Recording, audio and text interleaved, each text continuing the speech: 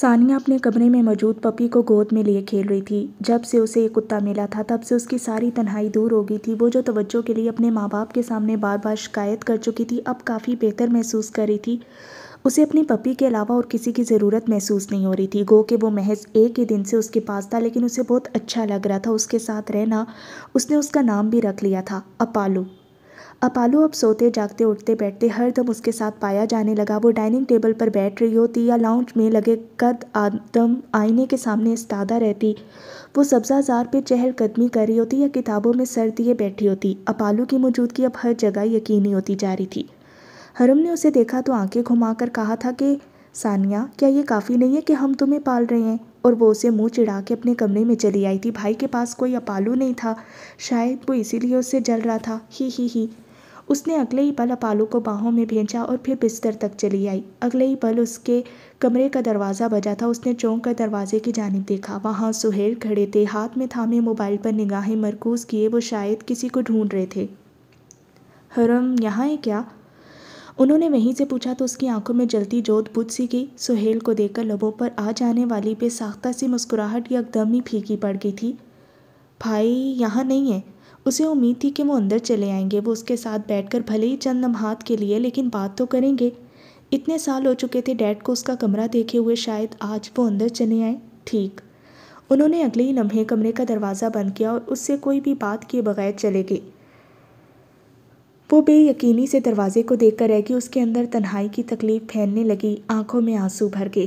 تم نے دیکھا اپالو، کوئی بھی مجھ سے پیار نہیں کرتا، سب کو حرم بھائی اور سہیل بھائی کی فکر ہے، کسی کو یہ یاد تک نہیں کہ ان کی کوئی بیٹی بھی ہے۔ اس نے آنکھوں سے گرتے آنسو اگلے ہی پل رگڑ ڈالے تھے۔ اپالو اسے پیاری سی آنکھوں سے دیکھ رہا تھا، ان آنکھوں میں ثانیہ کو اپنے لیے واضح طور پر فکر محسوس ہوئی۔ اس نے اپالو کو ایک بار پھر سے اپنے ساتھ لگا لیا۔ ثانی اپالو۔ حرم آ چکا تھا اور وہ اپنے آنے کی اطلاع اکثر یوں ہی دیا کرتا، اسے اونچی آواز سے پکار کر۔ اس نے سر نہیں اٹھایا، گھٹنے پر چہرہ رکھے دوسری جانب اسے دیکھے گی۔ اسے ابھی کسی کو بھی نہیں دیکھنا تھا، لیکن بے سود حرم کے ہوتے ہوئے ایسا ممکن نہیں تھا۔ اگلے ہی پل اس کے کمرے کا دروازہ دھاڑ سے کھلا تھا، وہ اندر چلا آیا۔ جانتی ہو آج میں کس سے ملا؟ ایک بہت ہی عجیب سی مخلوق سے۔ اس بندے نے گوگل کو کھول کر پیا ہوا تھا، اور تو اور اسے صرف دیکھ کر ہی پتہ چل گیا تھا کہ میں شوٹر ہوں۔ ادھر دیکھو ذرا، میری شکل دیکھ کر بتاؤ کہ میں قابل بھروسہ نہیں لگتا کیا؟ غنڈہ تو نہیں لگتا نا میں شکل سے؟ ثانیہ تم اور اس نے بولتے بولتے جو ہی اس کے کندھے کو چھوا، وہ بے ساختہ ہی روتے ہوئے اٹھ کر اس سے لپٹ گئی۔ وہ ساکت رہ گیا، الفاظ منہ میں ہی ٹوٹ کر رہ گئے، بھوری آنکھوں میں فکر سی چمکی۔ اس نے ثانیہ کو کندھوں سے تھام کر خود سے الگ کیا، پھر اس کا دہکتا چہرہ اور گلابی آنکھیں دیکھی تو بھونچ کر رہ گیا۔ ثانیہ کیا ہوا ہے؟ بھائی بابا کیوں ہمیشہ میرے ساتھ ایسے کرتے ہیں؟ وہ ایک بار پھر اس سے لپٹ گئی تھی۔ اس نے گہرا سانس لیا، آہستہ سے اس کے بالوں پر اپنا ہاتھ رکھا، پھر دھیرے دھیرے اس کے سر کو سہلانے لگا۔ ہوا کیا ہے؟ بہت آہستہ سے پوچھا۔ ثانیہ کا پورا وجود زلزلوں کی زد میں لگتا تھا، یوں گویا وہ بہت گہری تکلیف سے گزر رہی ہو۔ اسے لمحے بھر کو چھوٹی سی لڑکی پر ترس آیا تھا۔ بابا میرے کمرے میں آئے بھائی، اور صرف آپ کا پوچھ کر چلے گئے، وہ اندر نہیں آئے، مجھ سے بات تک نہیں کی، مجھے دیکھا تک نہیں۔ میں کیا ہوں بھائی، میں کیا ہوں ان کے لیے؟ وہ رو رہی تھی۔ اس نے ایک بار پھر سے گہرا سانس لیا اور آہستگی سے اس کا سر سہلاتا رہا۔ کافی دیر بعد اب وہ بس خاموشی سے اس کے ساتھ لگی ہوئی تھی، آنسو خشک ہو چکے تھے، بس ان کے نشان باقی رہ گئے تھے۔ کچھ کھایا ہے تم نے؟ اس نے ثانیہ کو خود سے الگ کیا، وہ اسے خاصی زرد سی لگی تھی۔ نہیں، بھوک نہیں مجھے، میں کھانا بھجواتا ہوں، انسانوں کی طرح کھا لینا۔ اور یہ اپالو کو کس لیے لے کر آئی ہو جب میرے ہی گلے لگ کر رونا ہے تم نے تو؟ بھائی، اور وہ ہنستا ہوا پیچھے ہو بیٹھا تھا، پھر مسکرا کر اس کی جانب دیکھا، آگے جھکا، اس کا یک ہاتھ اپنے ہاتھ میں لیا، چہرہ اٹھا کر اسے دیکھا۔ ثانیہ اسی کی جانب متوجہ تھی۔ ایک بہت اہم بات بتانے لگا ہوں میں تمہیں۔ ثانیہ بھوری سی بڑی بڑی آنکھیں کھولے دیکھ رہی تھی اسے، گورے گلابی سے چہرے پر اس کی خوبصورت کانچ سی آنکھیں بہت پیاری لگتی تھیں۔ میں ایک ایسے لڑکے کو جانتا ہوں جو بالکل تمہاری طرح ہے، بالکل تمہاری طرح ہی وہ بھی اپنے والد کی توجہ کے لیے سسکتا تھا۔ اسے بس وہ ایک محبت بھری نگاہ چاہیے تھی، اسے بس وہ ایک نرم گرم سے لمس کا احساس چاہیے تھا۔ وہ محسوس کرنا چاہتا تھا کہ اس آغوش میں پناہ لے کر کیسا لگتا ہے۔ لوگ کہتے تھے باپ کا سایہ اور توجہ اولاد کے لیے بے حد اہم ہے، یہ اولاد کا حق ہے، یہ اس کی بنیاد ہے۔ وہ لمحے بھر کو ٹھہرا تھا، نگاہوں کے سامنے کئی سال پرانا گرد میں اٹا منظر لہرایا تھا۔ وہ شیشے کے سامنے کھڑا تھا۔ اسے یاد تھا کہ وہ رو رہا تھا، اسے یاد تھا کہ اس کے سینے میں گہری سی تکلیف نے سر اٹھایا تھا۔ سہیل نے کبھی اسے آگے بڑھ کر خود سے نہیں لگایا تھا۔ وہ سال میں ایک دفعہ ان کی طرف چکر لگایا کرتے تھے، اور وہ بھی محض ذہن میں چند لمحات بیٹھ کر واپس پلٹ جاتے۔ جس رات وہ پلٹتے اسے ہمیشہ بخار آ گھیرتا تھا۔ وہ کمزور تھا، وہ ایک کمزور بچہ رہا تھا، اس کا اندر اپنے باپ کے لیے بلکتا تھا۔ وہ محض ان کی ایک نگاہ کے لیے کئی گھنٹوں دروازے کے پیچھے کھڑے ہو کر انتظار کیا کرتا۔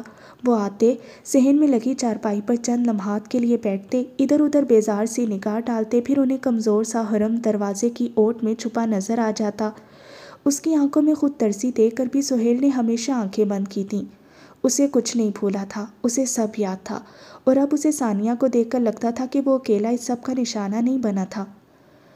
وہ لڑکا بہت کمزور تھا ثانی، تم سے کئی زیادہ کمزور، یزمردہ اور کھوکھلا۔ اس نے اپنی زندگی کی کئی راتیں اسی طرح سسکتے ہوئے گزاری تھی۔ اس نے اپنے بخار میں پھنکتے وجود کو یوں ہی سڑکوں پر بے دردی سے رول دیا تھا۔ وہ ایک حساس بچہ تھا، اس کی حساسیت نے اسے تباہ کر دیا تھا۔ لیکن پھر ثانیہ نے یکدم بے چینی سے پوچھا۔ حرم ہلکا سا مسکرایا، اپنے ہاتھ میں دبا اس کا ہاتھ دبایا۔ ثانیہ کے اندر یکدم سکون سا اترا تھا۔ بھائی تھا، حرم بھائی اس کے پاس تھا۔ اس کی آنکھوں میں ایک بار پھر سے آنسو جمع ہونے لگے۔ پھر کسی نے اس بچے سے کہا کہ اپنی زندگی کو کبھی یوں کسی کی توجہ کے لیے ذلیل نہیں کیا کرتے۔ انسان عزت کے ساتھ پیدا کیے گئے ہیں، اس کے ساتھ بے عزتی کا رویہ رکھنے والا سب سے بڑا گنہگار ہوتا ہے۔ تم خود کے لیے کافی ہو۔ انسان بہت ظالم مخلوق ہے، اسے کسی کی ضرورت نہیں ہوتی۔ یہ الفاظ کہتے ہوئے بھی اس کی سماعت میں طالوت کے انہی جملوں کی بازگشت بخوبی محسوس ہو رہی تھی۔ وہ بستی کے داخلی دروازے پر اوندے منہ گرا ہوا تھا، اس کا وجود گرد میں اٹ چکا تھا، اس کے آنسو مٹی میں جذب ہوتے جا رہے تھے۔ اسے یاد تھا کہ طالوت نے اسے کیسے ہاتھ دے کر اٹھایا تھا، اس کے خاک آلود لباس سے گرد جھاڑی تھی۔ اور جانتی ہو پھر کیا ہوا؟ اس کی بھوری آنکھوں کی نرمی میں ایک احساس سا کھلا تھا، بے نیازی کا احساس، خود کو کافی ہونے کا احساس، کسی کی توجہ حاصل نہ کرنے کا احساس، ٹھنڈا سا احساس، وہی احساس جو اب اس کی آنکھوں کو حرم کی آنکھیں بناتا تھا، وہی احساس جو اسے شوٹر بناتا تھا۔ پھر اس نے کبھی پلٹ کر اس جانب نہیں دیکھا۔ اس نے ہر داخلی دروازے کی جانب نگاہیں لگانے کے خیال کو جھٹک دیا۔ اس نے توجہ حاصل کرنے کی کوششیں ترک کر دیں۔ وہ آزاد ہو گیا۔ اسے اندازہ ہو گیا کہ کچھ چیزیں طے شدہ ہوتی ہیں، کچھ چیزوں کا ہونا ہی بہتر ہوتا ہے۔ اگر اس لڑکے کو اپنے باپ کی توجہ مل جاتی تو وہ مکمل ہو جاتا ثانیہ۔ اگر وہ مکمل ہو جاتا تو پھر وہ بھی ساحل بھائی کی مانند اپنا سارا حال کلبنگ اور پیسہ اڑانے میں غرق کر دیتا۔ لیکن وہ نامکمل رہا، وہ کمزور رہا، اور مضبوط بننے کے لیے کمزور ہونا ہی پڑتا ہے۔ آج وہ ایک قابل انسان ہے۔ جو کسی کے سہارے کے بغیر اپنے سہارے پر اٹھنا چاہتے ہیں، وہ آخر کار بہت قابل بن کے نکلتے ہیں۔ تم سمجھو تمہارے لیے یہ ایک گولڈن چانس ہے، خود کو اس بھٹی سے کندن بنا کر نکالنے کا گولڈن چانس۔ ثانیہ اسے دیکھ کر ہولے سے مسکرا دی۔ اس نے اپنی بھیگی آنکھیں ایک عزم سے رگڑ کر صاف کیں، پھر جگمگاتے چہرے کو اس کی جانب پھیرا۔ اگر میں اس لڑکے سے مل سکتی بھائی، تو یہ ضرور بتاتی کہ میں اس پہ فخر کرتی ہوں۔ خود کو مٹی میں رولنے کے بجائے کھڑا کر کے زندہ رکھنے کے لیے بہت ہمت چاہیے ہوتی ہے، اور اس نے وہ ہمت دکھائی۔ وہ قابل فخر ہے، قابل عزت۔ اور اس نے ثانیہ کو مسکراتے ہوئے دیکھا تو ہولے سے خود بھی مسکرا دیا۔ اس کے اوپر سے بوجھ سرک گیا تھا۔ ثانیہ بہتر محسوس کر رہی تھی، اس کے لیے یہی کافی تھا۔ لیکن پیچھے بستی کے داخلی سڑک پر ایک بھوری آنکھوں والا بچہ اب تک طالوت کا ہاتھ تھامے اپنے خاک آلود لباس کی پرواہ کیے بغیر قدم اٹھا رہا تھا۔ کچھ راستے نامکمل رہتے ہیں، انہیں نامکمل ہی رہنے دینا چاہیے، یہ اس کا ماننا تھا، کیونکہ جو مکمل ہو جائیں وہ کھوکھلے رہ جاتے ہیں، خالی، بیکار، زرد، بے رونق۔ ثانیہ کے کمرے سے نکلنے کے بعد اس کا رخ اب سہیل کے کمرے کی جانب تھا۔ پچھلے رویے کے برعکس اس کا چہرہ کسی بھی قسم کی مسکراہٹ سے عاری لگ رہا تھا۔ نقوش میں اجنبی سی سختی گھلی ہوئی تھی، جبڑے بند تھے، آنکھوں میں سپاٹ سی سرخی تھی۔ اس نے دروازہ کھٹکھٹایا اور پھر اجازت ملنے پر اندر چلا آیا۔ سہیل بیڈ پر نیم دراز موبائل میں مصروف تھا۔ اس کے آنے پر ایک نگاہ اٹھا کر اسے دیکھا، انہیں اس کا چہرہ معمول سے مختلف لگا۔ کیوں کرتے ہیں آپ ایسے؟ اس نے ان کے سر پر پہنچ کر کہا تھا۔ وہ ناسمجھی سے چہرہ اٹھائے اسے دیکھنے لگے۔ کیا؟ کس بارے میں بات کر رہے ہو؟ ثانیہ کے ساتھ کیوں کرتے ہیں آپ ایسے؟ کیا ایک بچے کے ساتھ ایسا کر کے آپ کی تسکین نہیں ہوئی؟ سہیل کے چہرے پر مزید اچنبھا پھیل گیا، لیکن پھر اگلے ہی لمحے انہیں اس کی بات بھی سمجھ آ گئی۔ وہ گہرا سانس لے کر پیچھے ہو بیٹھے۔ مجھے ایسی اولاد میں کوئی دلچسپی نہیں جو میرے لیے باعث فخر نہ ہو۔ ان کی بے رحم سی یخ آواز پر اس کے تاثرات مزید سخت ہو گئے تھے۔ اس نے اپنی بھوری آنکھیں ان کی آنکھوں میں گاڑی تھیں۔ اولاد کے فخر کے لیے محض یہی بات کافی ہے ڈیڈ کہ وہ آپ کی اولاد ہے۔ کیا آپ کے لیے آپ کے اپنے اعمال قابل فخر نہیں؟ اس کے بے باک سے تماچے نے سہیل کا چہرہ اگلے ہی پل سرخ کر دیا تھا۔ وہ اس کے کاری وار پر بلبلائے تھے، حرم، میں آپ کو پہلی اور آخری دفعہ وارن کرنے آیا ہوں ڈیڈ، ثانیہ کو اس سب بکواس میں مت گھسیٹیں۔ وہ چھوٹی ہے، وہ کمزور اور حساس ہے۔ آپ کی توجہ اس کے لیے بہت اہم ہے۔ اپنے باپ ہونے کے فریضے کو سمجھیں اور اسے وہ توجہ دے جو اس کا حق ہے، اور مجھے مت اکسائیں کہ میں آپ کو زر آباد والا وہ حرم بن کر دکھاؤں جس سے لوگ پناہ طلب کیا کرتے تھے۔ اس نے ایک آخری سرد نگاہ ان پر ڈالی تھی اور پھر پلٹ گیا۔ سہیل اس کے آخری جملے پر گنگ سے ہو گئے تھے، ان کا جیسے کسی نے اندر تک خون نچوڑ لیا تھا۔ حرم ان کے لب بے آواز ہلے تھے۔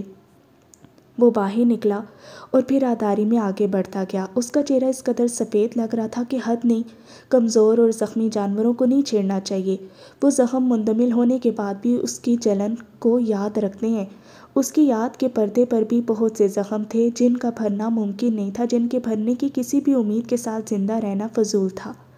اس نے قدم زینوں سے اتارے اور پھر اسے لاؤنج میں ہی ابیحہ اور نینا داخل ہوتے ہوئے دکھ گئیں۔ ابیحہ اسے دیکھ کر یکدم کھل سی گئی تھی اور ابھی وہ آگے بڑھ کر اسے متوجہ کرنے ہی لگی تھی کہ وہ اس کے برابر سے یوں گزرا گویا اسے دیکھا ہی نہ ہو۔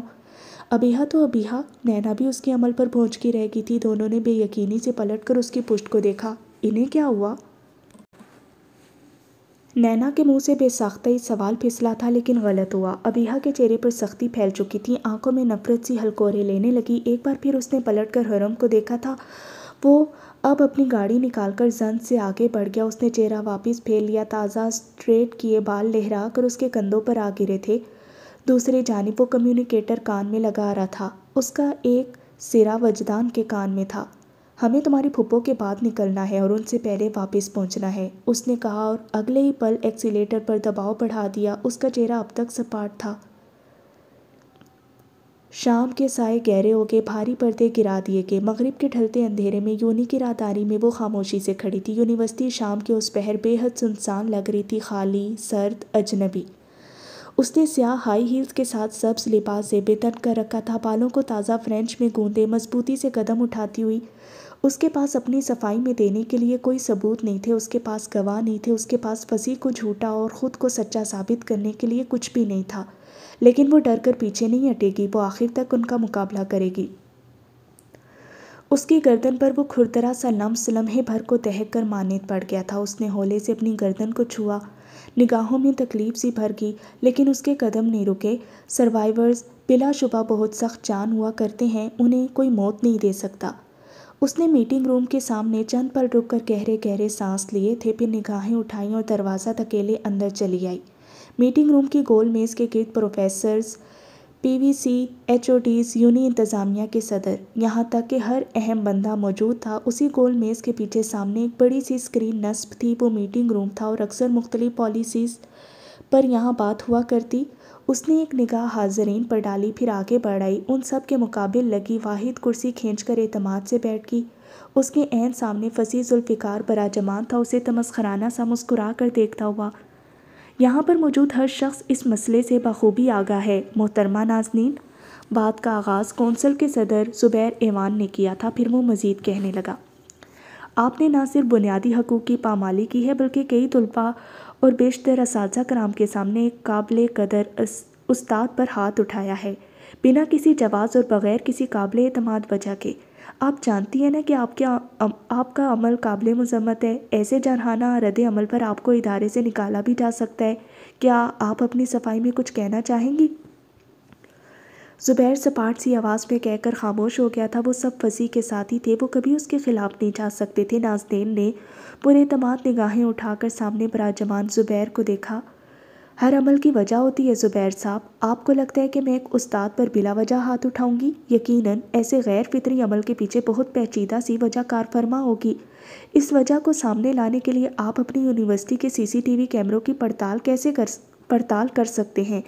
ہر گزرتی لڑکی کو اپنے آفس میں بہانے سے بلوا کر اسے جسمانی اور ذہنی اذیت کا شکار کرنے والے شخص کو اگر آپ میں سے یہاں بیٹھا کوئی بھی انسان استاد مانتا ہے تو پہلے پہل اس کا یقین لعنت کا مستحق ہے۔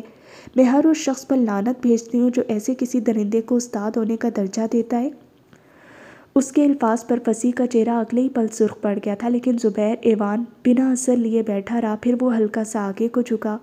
کیا آپ بغیر کسی ثبوت اور گواہ کے یہ باتیں کر رہی ہیں محترمہ؟ اگر ایسا ہے تو انتظامیہ کے پاس آپ کو اس ادارے سے بے دخل کرنے کے علاوہ اور کوئی چارہ نہیں رہ جائے گا۔ جرم ہوتا ہے تو گواہ اور ثبوت کا ہونا یقینی سی بات ہے۔ اس یونیورسٹی میں فصیح ذوالفقار کی زیادتی کا نشانہ بنی لڑکی شانزِ ابراہیم ایک چلتا پھرتا ثبوت ہے۔ کیا وہ آپ کے ساتھ آئی ہیں گواہی دینے؟ ایک بار پھر سے سوال ہوا تھا۔ وہ یہاں کیسے آئے گی جب اسے بری طرح ڈرا کر پیچھے دھکیلا گیا ہو؟ وہ کیا اس معاشرے کی کوئی بھی لڑکی پروفیسرز کی اس معیت میں شرکت کرنے سے کترائے گی، گھبرائے گی؟ کیونکہ آپ لوگوں نے ہمیشہ جرم کا ساتھ دیا ہوتا ہے، آپ نے کبھی مجرم کی جانب کی کہانی سننے کو اہم نہیں جانا ہوتا۔ ہمارے پاس ثبوت تھے، اس یونیورسٹی کی راہداری میں لگے کیمرے، لیکن نااہلی کی انتہا تو یہ ہوگی کہ ان کیمروں سے ہر اس فوٹیج کا وجود مٹا دیا گیا ہوگا تاکہ ہر دفعہ کی طرح اس دفعہ بھی اس معاملے کو مخملی سے کپڑے میں لپیٹ کر ایک جانب ڈال دیا جائے۔ اس کی آواز بولتے بولتے بلند ہو گئی تھی۔ ایک پل کے لیے میٹنگ روم میں سناٹا چھا گیا، کسی کی ہمت نہیں ہوئی کہ اس کے سامنے بات کر سکے۔ لیکن یہ سب باتیں جھوٹ بھی تو ہو سکتی ہیں مس نازنین۔ کوئی شخص اگلے ہی پل اٹھ کر آپ پر بھی یہی الزام عائد کر سکتا ہے، لیکن ہم اسے ثبوتوں اور گواہوں کے بغیر قبول نہیں کر سکتے۔ ہم آپ کے جذبات کی قدر کرتے ہیں، لیکن یہ معاملہ کچھ اور نوعیت کا ہے۔ اس کے دانت تیش سے جم گئے تھے، اس کا دل کیا ایک اور چانٹا فصیح کے گال پر رسید کر دے۔ وہ اسے دیکھ کر فاتحانہ سا مسکرا رہا تھا، وہ جیت رہا تھا، وہ جیت چکا تھا۔ نازنین کی گردن پر موجود لمس دہکنے لگا، اس کی آنکھوں میں دھواں سا بھر گیا۔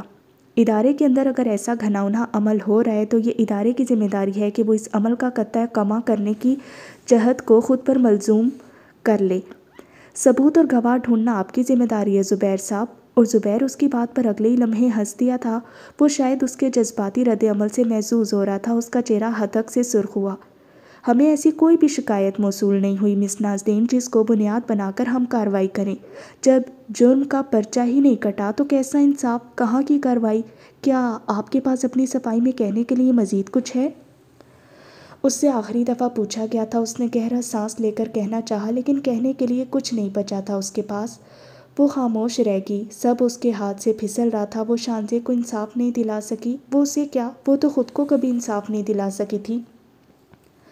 میٹنگ اس نہج پر پہنچ چکی ہے جہاں فصیح ذوالفقار کے خلاف کوئی ثبوت اور گواہ موجود نہیں ہے۔ محترمہ نازنین کے عمل نے ادارے کی ساکھ کو نقصان پہنچانے کی کوشش کی ہے، اس لیے انہیں اس ادارے سے بے دخل کیا جاتا ہے۔ لیکن ابھی زبیر ایوان کی بات بیچ میں ہی تھی کہ میٹنگ روم کی زرد بتیاں گل ہو گئیں۔ سب نے یکلختی چہرے اٹھا کر اوپر دیکھا۔ کمرے میں ایک ہماہمی سی مچ گئی تھی۔ پھر اگلے ہی لمحے سامنے نصب بڑی سی اسکرین روشن ہوئی۔ سب نے چونک کر اس کی جانب دیکھا، پھر اس اسکرین پر کچھ ابھرا، چلتے پھرتے انسان، فصیح ذوالفقار کا مکروہ وجود۔ وہ شانزے کو دیوار سے لگائے اسے زدوں کو اپکا رہا تھا۔ پھر وہ راہداری کے اس حصے کی جانب آ نکلی تھی۔ اس نے آگے بڑھ کر کتابیں کرسی پر پھینکی اور اسے زاروں کے تار سا چانٹا لگایا۔ کمرے میں پھیلے اندھیرے کے باوجود بھی اسے اس روم میں براجمان ہر شخص کا چہرہ سیاہ پڑتا محسوس ہو رہا تھا۔ وہ بے یقینی سے جم کر رہ گئی تھی۔ یہ کیا بکواس ہے؟ بند کرو اسے، یہ کس نے چلایا؟ یہ مجھے پھنسوانے کی سازش کی جا رہی ہے زبیر، اسے بند کرواؤ۔ اور زبیر ایوان گھبرا کر اپنی نشست سے اٹھ کھڑا ہوا تھا، لیکن اب دیر ہو چکی تھی۔ سب چہرہ پھیرے بے یقینی سے سامنے چلتی ویڈیوز کو تک رہے تھے۔ فصیح ذوالفقار نے بے ساختہ ہی اپنی پیشانی سے پسینہ صاف کیا، اسے ٹھنڈے پسینے آنے لگے، لیکن وہاں محض راہداری کی فوٹیج نہیں تھی، وہاں اس کے آفس کی فوٹیج بھی قطار در قطار آ رہی تھی۔ کچھ ایسی ویڈیوز تھیں کہ سب نے ایک دوسرے سے نگاہیں چرائی تھی۔ نازنین کا چہرہ ان سب ویڈیوز کو دیکھ کر بے ساختہ ہی گلابی ہو گیا تھا۔ اسی لمحے میٹنگ روم کے بند دروازے کے پار سے حرم گزرا، مسکراتا ہوا، سر پر کیپ اور چہرے پر ماسک چڑھائے، وجدان کنٹرول میں بیٹھا، سر پر سیاہ ہڈ ڈالے، ایک کے بعد ایک ویڈیوز اپنے لیپ ٹاپ پر چلاتا جا رہا تھا۔ اس نے میٹنگ روم کا سسٹم ہیک کر لیا تھا اور اب وہ اسے جیسے چاہے کنٹرول کر سکتا تھا۔ میٹنگ روم کی گل بتیاں اپنی تمام تر روشنیوں کے ساتھ واپس آ چکی تھی۔ پیچھے اسکرین پر اب تک فوٹیج چلتی ہوئی دکھائی دے رہی تھیں۔ کیا اب میں کسی گواہ اور ثبوت کو لاؤں زبیر صاحب؟ بکواس بند رکھو اپنی تم، یہ سب مجھے پھنسانے کے لیے ہے، یہ میں نے نہیں کیا، میرا یقین کرو۔ تمہیں اس ادارے سے بے دخل کرنے کا فیصلہ لیا جا چکا ہے، اب کچھ نہیں ہو سکتا۔ لیکن وہ مسکرائی تھی، پھر ٹانگ پر ٹانگ چڑھا کر بیٹھی ٹھنڈی بے رحم آنکھوں سے فصیح کو دیکھا۔ آپ میری جاب کو ہاتھ تو لگا کر دکھائیں، آپ سب۔ اس نے انگشت شہادت سے گولائی میں براجمان ہر شخص کی جانب اشارہ کیا۔ آپ سب کو اپنی جاب سے ہاتھ دھونا پڑے گا پھر، کیونکہ یہاں سے نکلتے ہی میں کروں گی یہ کہ سب سے پہلے میڈیا بلاؤں گی، پھر اس قابل قدر یونیورسٹی کے سامنے پریس کانفرنس کروں گی، پھر یہ فوٹیجز میں ٹاک شوز میں گھنٹوں بولنے والے اینکرز کو فراہم کروں گی۔ اور جانتے ہیں نا آج کل فیمنسٹ تحریک کس قدر متحرک ہے، پھر کوئی یہ نہیں دیکھے گا کہ یہ وچ ہنٹ ہے یا نہیں، سب ان ثبوتوں پر یقین کریں گے۔ آپ کا ادارہ اگر میڈیا کی نگاہوں میں ایک دفعہ آ گیا تو پھر اسے آسانی کے ساتھ ہاتھ سے جانے نہیں دیا جائے گا۔ والدین کے ہاتھ میں داخلے کے فارمز کچرے کی نظر ہو جائیں گے اور آپ سب۔ وہ اٹھ کھڑی ہوئی تھی۔ حرم اور وجدان کنٹرول روم میں بیٹھے سامنے چلتی اسکرین پر اسے دم سادے تک رہے تھے۔ وہ بھوکی شیرنی لگ رہی تھی، یوں لگتا تھا سب کو پھاڑ کھائے گی۔ آپ سب سڑک پر آ جائیں گے، میں آپ سب کو سڑکوں پر گھسیٹوں گی، اسی لیے میری جاب پر میلی نگاہ ڈالنے کے بارے میں سوچیے گا بھی نہیں تو ابھی آپ نازنین انصاری کو جانتے نہیں ہیں۔ اس نے اپنے سامنے رکھا پرس جھپٹا اور پھر کندھے پر ڈھلکا دوپٹہ ڈال کر پلٹ گئی۔ میٹنگ روم گویا گہری کھائی میں غرق ہو گیا تھا، صرف اس کی ہیل کی ٹک ٹک محسوس ہوتی تھی۔ وہ راہداری میں آ نکلی، اس کا سانس بری طرح پھولا ہوا تھا۔ اگلے ہی پل اسے اپنے پیچھے کسی کے بھاگتے قدموں کی چاپ محسوس ہوئی۔ وہ پلٹی اور پھر فصیح کو اپنی جانب تیر سے بڑھتا دیکھ کر ساکت ہو گئی۔ اس نے نازنین کو ہاتھ سے کھینچ کر دیوار سے لگایا ہی تھا کہ کہیں سے اسے زوردار لات آ لگی۔ وہ اڑتا ہوا دور گرا تھا اور پھر اندھیرے سے کوئی روشنی میں آیا۔ اس کے کان میں موجود ٹاپس لمحے بھر کو چمکا تھا، بال ماتھے پر گر رہے تھے، جینز جیکٹ میں ملبوس وہ وہی لڑکا تھا جس نے نازنین کو اس دن روک کر غصہ دلا دیا تھا۔ راہداری کے دوسرے سرے پر کنٹرول روم کے دروازے کے سامنے کھڑا حرم ساکت رہ گیا۔ نازنین دیوار سے لگی سانس روکے اس لڑکے کی جانب دیکھ رہی تھی۔ وہ زاویار تھا، زاویار سلطان، زر آباد میں بچ جانے والا ایک اور سروائیور۔ اس بستی میں محض 3 سروائیورز بچے تھے، حرم عریبی، سارنگ بدر اور زاویار سلطان۔ اس نے ایک ابرو اٹھا کر دوسرے سرے پر کھڑے بے یقین سے حرم کو دیکھا اور پھر ایک جانب کو اٹھی مسکراہٹ اس کے وجیح سے چہرے پر ابھری تھی۔ وہ آگ سی برف مسکراہٹ تھی، وہ دشمنی کی مسکراہٹ تھی۔ تکون شروع ہو چکا تھا اور اس کے 3 سروں پر 3 لوگ قید ہو گئے تھے، اور پھر جو زندہ رہ جائیں ان کا مرنا یقینی ہوتا ہے۔ ٹاپس والے لڑکے کی مسکراہٹ اگلے ہی لمحے سمٹ گئی۔ اس کی نگاہوں نے راہداری کے ایک سرے سے درمیانی خلا تک کا سفر کیا۔ فصیح درمیان میں گرا کراہ رہا تھا۔ اس نے ایک نگاہ دیوار کے ساتھ لگی ساکت سی نازنین پر ڈالی اور پھر ہلکا، بالکل ہلکا سا مسکرایا۔ اگلے ہی پل اس نے چند قدموں کا فاصلہ عبور کیا اور پھر جھک کر فصیح کو گریبان سے بھینچ کر اٹھایا۔ ڈھلتی مغرب اب باسی ہو چلی تھی اور اس مبہم سے اندھیرے میں راہداری کی دودیا روشنی تلے اس کی آنکھیں واضح ہوئی تھیں۔ وہ گہری قطعی آنکھیں تھیں۔ کیا تمہیں یاد ہے کہ قطعی آنکھیں کس کی تھیں؟ اس نے 5 انگلیوں کا جمع مکہ فصیح کے جبڑے پر پوری قوت سے مارا تو وہ توازن برقرار نہ رکھنے پر پیچھے کی جانب لڑکا۔ اس کے ہاتھ فولاد کے بنے لگتے تھے، ان کی فولادی قوت عام انسانی ہاتھوں سے کئی زیادہ محسوس ہوتی تھی۔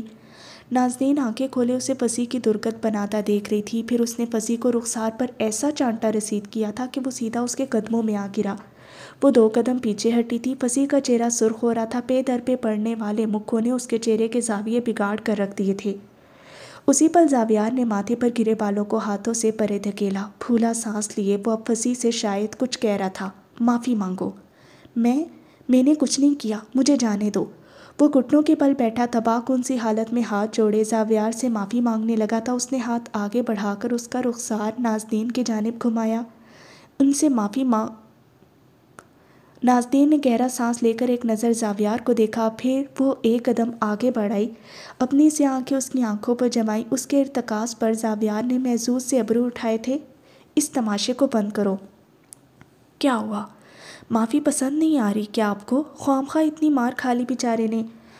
اس نے اگلے ہی پل فصیح کا گریبان اپنی گرفت سے آزاد کیا تھا۔ وہ جھولتا ہوا منہ کے بل زمین کی جانب لڑکا تھا۔ وہ پھر گرتا ہوا راہداری عبور کر کے بھاگ گیا۔ زاویار نے اس کی جانب چہرہ گھمایا۔ میں نے تمہیں اسے ماننے کے لیے نہیں کہا تھا، تمہارا میری جانب کوئی بھی قرض نہیں لگتا۔ کیا آپ کو مجھے شکریہ نہیں کہنا چاہیے؟ کتھئی آنکھوں میں حیرت سی بھر گئی۔ Shut up! آپ تھینک یو کہہ رہی ہیں لیکن مجھے شٹ اپ سنائی دے رہا ہے۔ اس نے چھوٹی انگلی اپنے کان میں ڈال کر زور زور سے ہلائی تھی، یوں گویا وہ اپنا کان صاف کر رہا ہو تاکہ اسے ٹھیک سے سنائی دے سکے۔ میں شکریہ محض انہی لوگوں کا ادا کرتی ہوں جن سے میں اپنا کوئی کام کرنے کا خود کہتی ہوں۔ میں راہ چلتے لوگوں کی شکر گزاری کا شوق ہرگز نہیں پالتی۔ حالانکہ راہ گیروں کی شکر گزاری اور مہمان نوازی ہر انسان پر لازم ہوتی ہے میڈم۔ ان کی بد دعائیں اور دعائیں بہت پر اثر ہوا کرتی ہیں۔ آپ مطمئن ہیں کہ کبھی اس راہ گیر کو جھڑکنے پر افسوس نہیں کریں گی؟ اس کی جانی پہچانی سی مسکراہٹ ایک بار پھر سے لبوں پر بکھر گئی تھی۔ وہ جانتا تھا کہ اس نے نازنین کو زچ کر دیا ہے۔ وہ چند پل بھنچے لبوں کے ساتھ اسے دیکھتی رہی اور پھر اگلے ہی پل پلٹ گئی۔ وہ اس کے پیچھے ہی بڑھا تھا۔ آپ کو افسوس نہیں ہوگا؟ اس کی آواز کہیں پاس ہی گونجی تو نازنین تیش سے پل کھا کر گھومی۔ اگلے ہی پل راہداری میں پھنسی بہت سے پروفیسرز کو اپنے ساتھ لیے اسی طرف آ رہا تھا۔ اس نے چونک کر دوسری جانب دیکھا اور پھر جوں ہی چہرہ گھمایا وہ غائب ہو چکا تھا۔ اس نے حیرت سے یہاں وہاں دیکھا لیکن اس لڑکے کا نام و نشان تک وہاں نہیں تھا، یوں گویا وہ کبھی وہاں موجود ہی نہ تھا۔ جانے کیوں، لیکن بس ایک پل کو اس کی ریڑھ کی ہڈی سرسرا اٹھی تھی۔ وہ ابھی یہیں تھا، اسی نے میری یہ حالت کی ہے۔ کہاں گیا وہ؟ ابھی تک تو یہاں کھڑا تھا۔ فصیح غصے سے پاگل ہو رہا تھا۔ اس نے اس کی بکھرتی حالت کو دیکھا اور پھر سکون سے رخ موڑے پلٹ کی۔ اس کے سر پر اعصابی تھکن سوار تھی اور ذہن تناؤ کا شکار لگتا تھا۔ راہداری میں اپنے پیچھے کھڑے تماشے پر لعنت بھیجتی وہ آگے ہی آگے بڑھتی جا رہی تھی۔ دوسری جانب حرم جو ساکت سا دروازے ہی میں استادہ تھا اگلے ہی پل سنبھل گیا۔ اس کی آنکھوں میں ایک چبھن سی ابھری تھی، کان غصے کے باعث سرخ پڑنے لگے تھے اور گردن کے آس پاس بچھی رگیں اکڑی ہوئی معلوم ہونے لگی تھیں۔ اس نے وجدان کو ساتھ لیا اور پھر گاڑی میں آ بیٹھا۔ گاڑی میں نامحسوس سی خاموشی پھیلی ہوئی تھی۔ وجدان جو اس کے برابر نشست پر بیٹھا تھا ہچکچا کر اس کی جانب گھوما۔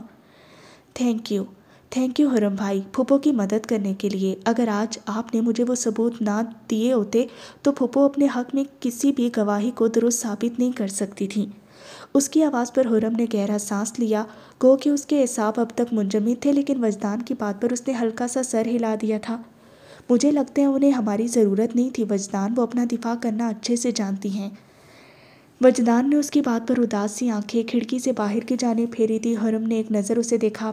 کسی کی ضرورت نہ ہونا بھی انسان کو کتنا قابل رحم بنا دیتا ہے نا۔ وہ اس بچے کے زیرک سے مشاہدے پر ہلکا سا مسکرایا۔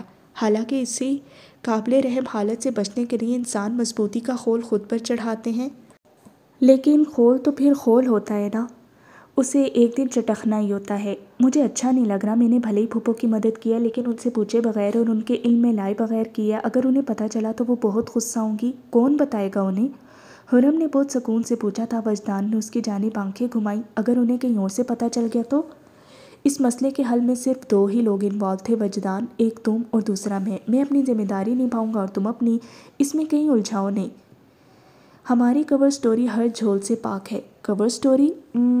یہ اصطلاح تو جاسوس استعمال کرتے ہیں نا؟ غلط، حرم نے موڑ کاٹا تھا۔